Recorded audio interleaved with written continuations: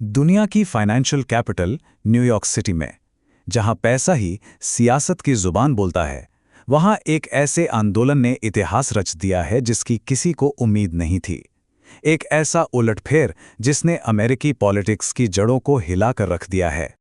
और ये हैं ज़ोरान ममदानी, सिर्फ 34 साल के, जिन्हें कोई पॉलिटिकल इनसाइडर नहीं मानता था।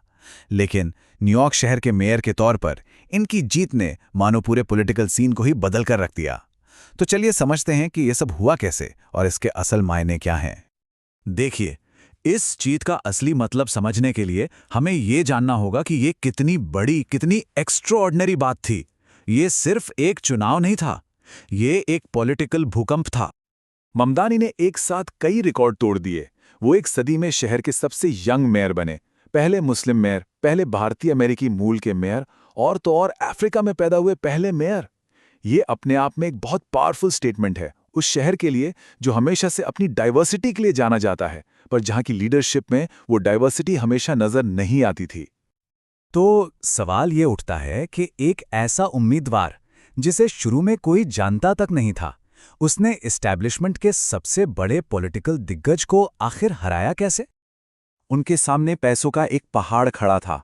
सोचिए, उनके विरोधी के पास $33 मिलियन से भी ज्यादा का फंड था और उसे शहर के सबसे अमीर और पावरफुल लोगों का सपोर्ट भी मिला हुआ था। ये सच में डेविड और गोलियत वाली लड़ाई थी। एक तरफ पैसा और दूसरी तरफ लोग। मक्तानी की स्ट्रैटेजी बहुत सीधी थी। ऑर्गेनाइज्ड मनी का जवाब ऑर्गेनाइज्ड लोगों से दो। उनका पूरा कैंपेन बड़े बड़े डोनेशंस पर नहीं, बल्कि 10,000 से ज्यादा वॉलंटियर्स की फौज पर टिका था। और ये लोग उन मुद्दों पर फोकस कर रहे थे जो न्यूयॉर्क के आम लोगों के लिए सबसे ज्यादा मायने रखते हैं, जैसे रोज की जिंदगी और बढ़ती हुई महंगाई। और उनका प्लेटफॉर्म देखिए कितना बोल्ड था। किराए को फ्रीज कर दो, बसें मुफ्त कर दो और हर किसी के लिए चाइल्ड केयर का इंतजाम हो। ये ऐसी पॉलिसीज थी जो बढ़ती महंगाई से परेशान परिवारों की सीधी मदद करती थीं, और बस यही बात पूरे शहर के लोगों के दिल में उतर गई।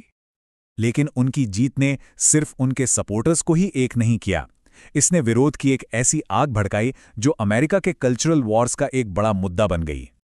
एक तरफ उनके विरोधी उन पर डरावने लेबल लगा रहे थे, कम्युनिस्ट, जिहादी, यहां तक कि 9/11 जैसा खतरा। वहीं दूसरी तरफ उनके सपोर्टर्स के लिए वो उम्मीद थे, बदलाव थे, एक नई आवाज थे। ये जो बंटवारा है ना, यही आज के अमेरिका की गहरी कल्चरल खाई को दिखाता है। ममदानी इन हमलों से पीछे नहीं हटे। उन्होंने इसका डट कर सामना किया और खुद को न्यूयॉर्क की जो इमिग्रेंट कम्युनिटीज हैं, उनके डिफेंडर के तौर पर पेश किया।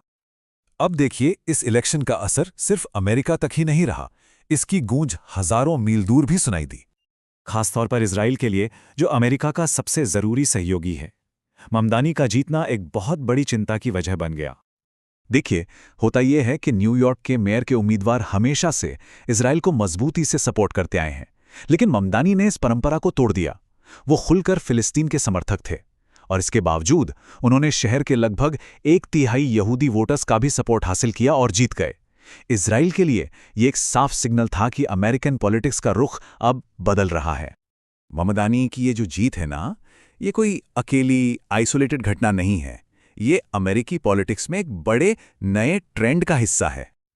और ये सिर्फ न्यूयॉर्क में नहीं हो रहा है, पूरे देश में प्रोग्रेसिव लीडर्स की एक नई लहर उठ रही है जो डेमोक्रेटिक पार्टी के पुराने नेताओं को चैलेंज कर रही है। वो मौजूदा सिस्टम पर सवाल उठा रहे हैं और एक अलग तरह के भविष्य की मांग कर रहे हैं। तो ये सब हमें एक बहुत जरूरी सवाल पर लाकर छोड़ देता है, राजनीति के भविष्य को लेकर। सिर्फ अमेरिका में ही नहीं, बल्कि दुनिया भर में जो जमीनी स्तर पर आंदोलन चल रहे हैं, उनके लिए भी।